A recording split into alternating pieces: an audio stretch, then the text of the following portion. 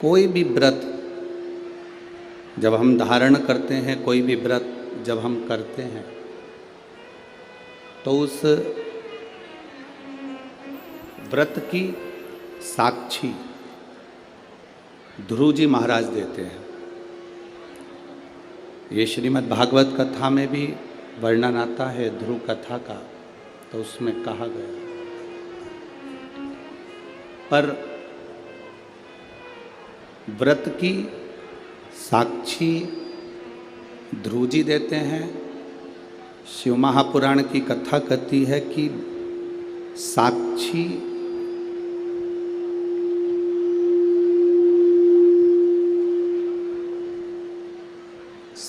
भले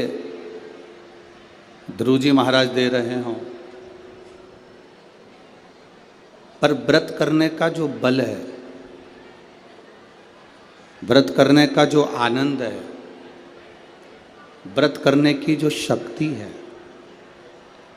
शिव महापुराण की कथा कहती है वो शक्ति, चाहे हम विष्णु पुराण पढ़ें, भागवत पुराण पढ़ें, स्कंद पुराण, कूर्म पुराण, नर्मदा पुराण, जितनी भी पुराण है हम पढ़ रहे हैं, अगर हम उसको पढ़ते हैं तो आपको ज्ञात होगा कि उपास व्रत की साक्षी ध्रुव जी देते हैं, पर व्रत करने का जो बल है, व्रत करने की जो शक्ति है, व्रत करने की जो ताकत है, वो कोई दूसरा नहीं देता। व्रत करने की ताकत, शक्ति, बल मेरा देवाधिदेव महादेव प्रदान करता है। मेरा व्रत करने की साक्षी भले ध्रुव जी महाराज दे रहे हों, पर शिव महापुराण की कथा कहती है हम नवरात्रे का व्रत कर रहे हों, हम एकादशी का व्रत कर रहे हों, हम प्रदोष का व्रत कर रहे हों,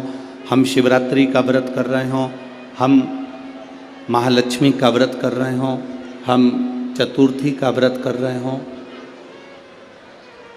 ये सारे व्रत करने की जो बल है, ये सारे व्रत करने की एक शक्ति, एक बल जो आपको और हमको, संपूर्ण जगत को जो प्राप्त होता है, वो शिव जी से प्राप्त